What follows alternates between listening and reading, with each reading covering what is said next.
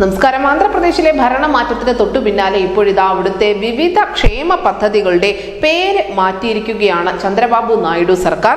ജഗനണ്ണ, YSR തുടങ്ങിയ പേരുകളാണ് പൂർണ്ണമായും ഇപ്പോൾ ഒഴിവാക്കിയിരിക്കുന്നത്. ചന്ദ്രണ്ണ, NTR എന്ന പേരുകളിലാവും ഇനി പുതിയ പദ്ധതികൾ അറിയപ്പെടുക. ചന്ദ്രബാബു നായിഡു സർക്കാരിൻ്റെതാണ് ഈ ഏറ്റവും പുതിയ ഉത്തരവ്. 6 ക്ഷേമ പദ്ധതികളുടെ പേരിലാണ് നിലവിൽ മാറ്റം വന്നിരിക്കുന്നത്. ഇതിനു മുൻപ് നൽകിയിരുന്ന അതേ ആനുകൂല്യങ്ങൾ തന്നെയാവും ലഭിക്കുക. പക്ഷേ പേരിൽ മാത്രമാണ് മാറ്റം വരുത്തിയിരിക്കുന്നത്.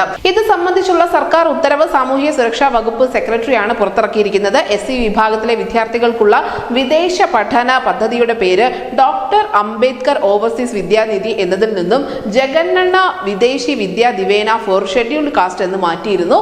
ഈ പദ്ധതിയെ പഴയ പേരിലേക്ക് തന്നെയാണ് മാറ്റിയിട്ടുള്ളത്. മറ്റ് ചില മാറ്റങ്ങൾ ഇതൊക്കെയാണ്. ജഗനണ്ണ വിദ്യാ ദിവേന എന്ന പദ്ധതി ഇപ്പോൾ പോസ്റ്റ് മെട്രിക് സ്കോളർഷിപ്പ് എന്ന പേരിലാണ് അറിയപ്പെടുന്നത്.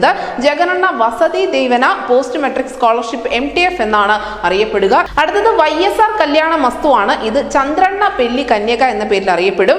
YSR വിദ്യോന്നതി NTR വിദ്യോന്നതി എന്ന് പുനർനാമകരണം ചെയ്തിട്ടുണ്ട്.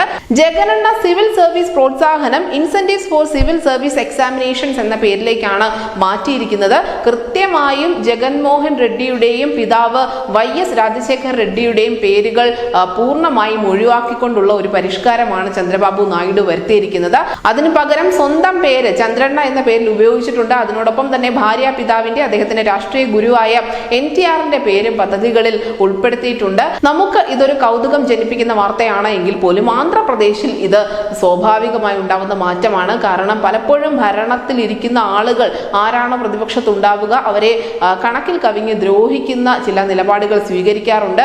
അതിനോടൊപ്പം തന്നെ ഭരണം കിട്ടിക്കഴിയുമ്പോൾ പണ്ട് തങ്ങളോട് ചെയ്തതിനൊക്കെ പകരം വീട്ടുന്ന പതിവും ആന്ധ്രാപ്രദേശിൽ വളരെ സജീവമാണ്. അതിന്റെ ഭാഗമായി തന്നെയാണ് നിലവിൽ ജഗൻമോഹൻ റെഡ്ഡിയെയും YSR കോൺഗ്രസിനെയും ഒക്കെ മുഴുവനായി പടിയിറക്കി പിണ്ഡം വെച്ചിരിക്കുന്നത്. അതിനു പകരം NTRും ചന്ദ്രബാബു നായിഡുവുമായിരിക്കും ഇനി മുതൽ ക്ഷേമ പദ്ധതികളുടെ പേരിൽ വരെ നിറയുക. News desk news India Malayalam.